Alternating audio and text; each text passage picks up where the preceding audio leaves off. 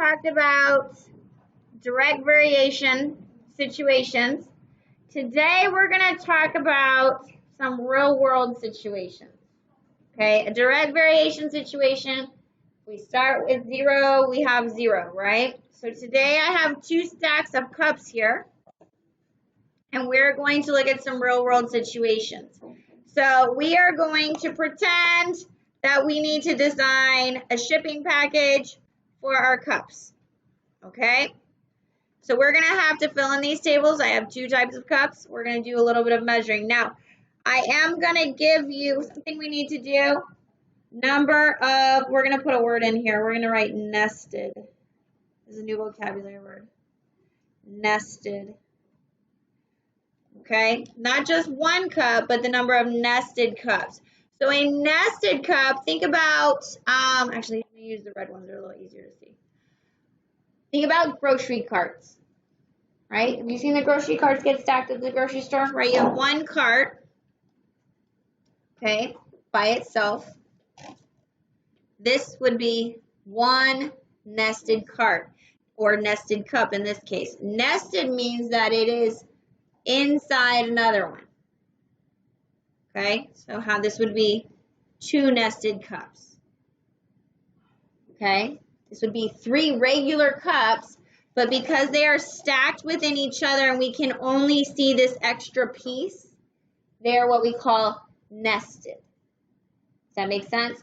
So think about not the science chairs because they have the baskets underneath, but the regular chairs that don't have the basket when we stack them, right? You can only see part of it. You can't see the whole thing. So that is what we call nested.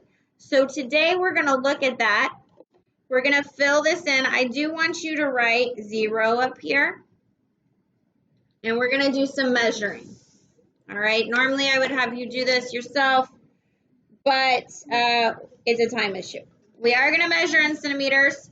So I can see here my cup is about, I don't want to go, notice I'm leaning here. I don't want to do that. I want it to be perpendicular. It's about 11. So 0 nested cups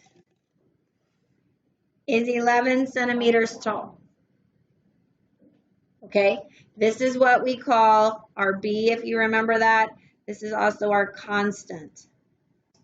Okay, but if I add a cup here, then I can see now, oh, that's inches. Let's do centimeters. Now I'm at what? About 11 and a quarter, because a half is here. All right, 11 and a quarter. So right here, we're going to write 11.25. What do you think it would be for the next one if I added 2 nested cups? Should be about what, Chris? About 11 and a half, and you can see that it is. So we can then fill in the rest of this. We can see a pattern, yes?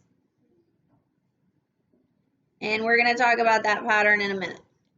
Okay, but what about my other cups? So here I have clear cups. They're a little harder to see. Well, maybe it'd be easier to do the measurement this way. All right, this one is at about what?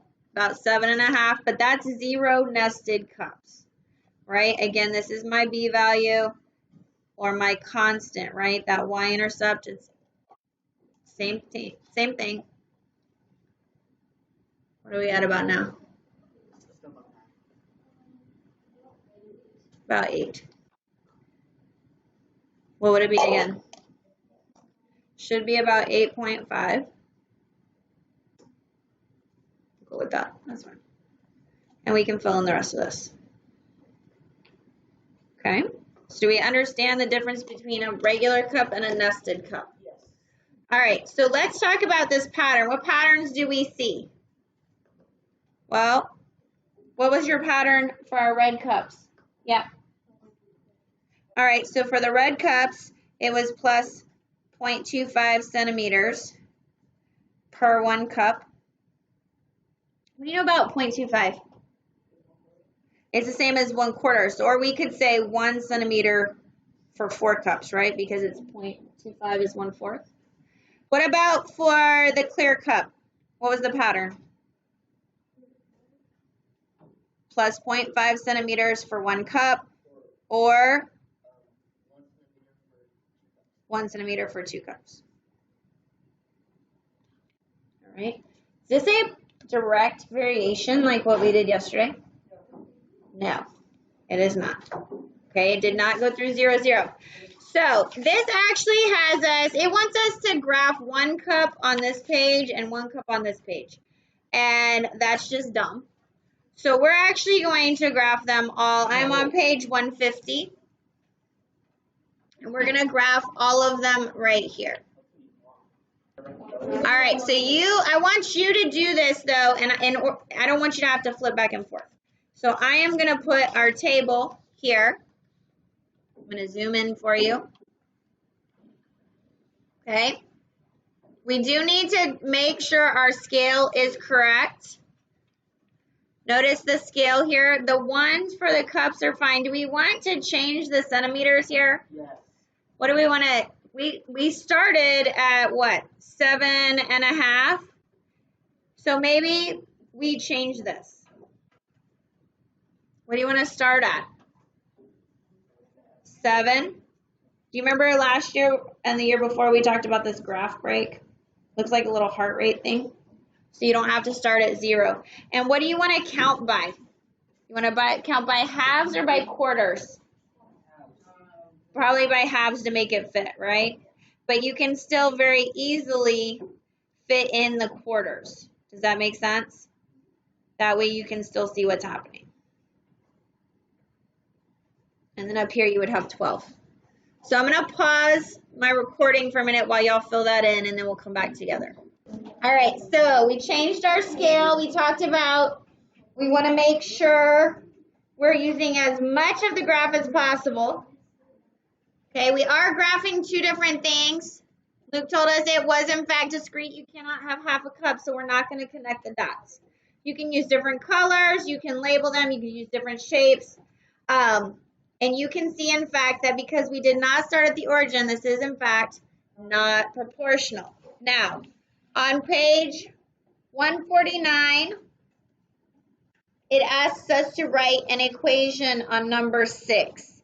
So we need to write an equation for the red cups. And you can either use your graph here, or you can use your table. What would be our equation for our red cups? On number 6. Y equals what? What was our constant? What did we start at? 0.25x. Are we going to write slope as a decimal? No. What are we going to write? 1/4 x. And how much was just 1 red cup all by itself? Plus 11. Right? And when we have an equation, we can then go ahead and make predictions. If n, which happens to be x, n and x are the same thing. If that is 16, we need to find h. And also when it's 50. Okay? So if x is 16, 1/4 times 16 plus 11. But then that is going to tell us at 16 nested cups, which is really how many cups? It's really 17 cups total. How high is going to be this many centimeters high? And guys, work smarter, not harder. You can do this in your head though. What's 1/4 of 16? 4, so 15 centimeters high. What about when it's 50? 1/4 of 50 plus 11. If you don't want to do that in your brain. Oops. 1/4 of 50 plus 11. Oh, how do I make this a decimal? Control enter or just put a decimal in it, right? 23.5. So 50 nested cups, which is really 51, is going to be 23.5 centimeters high. Okay. We can do the same thing. Now I want you on page 150. Look at 10, we said this is not a direct variation. Don't worry about indirect variation. That is algebra 2. Any questions on not direct variations? All right, here's what I'm going to ask you to do for me today. You should not have a bunch of homework. This is page 151. Okay, I want you to do 15 and 16. And then I also want you on page 159. Yes, tore it out. It is in the very back. I want you to do numbers.